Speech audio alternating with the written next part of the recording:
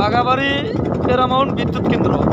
তারপরে ওই যে সামনে যে দুটো জাহাজ দেখা যাচ্ছে ওই দুটো ছিল তেলের জাহাজ না? তেলের ওই দুটো তেলের জাহাজ। এই জাহাজের তেল এই বাঘাবাড়ি ডিপুতে তেল আসে আর কি। আর ওই যে দেখা যাচ্ছে মনে হয় ওটা হলো বাঘাবাড়ি না মামা?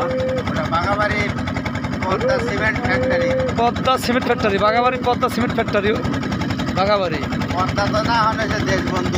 ও দেশবন্ধু এখানেও আছে। দেশবন্ধু তো নরসিংদী হলো পলিথিন ফ্যাক্টরি।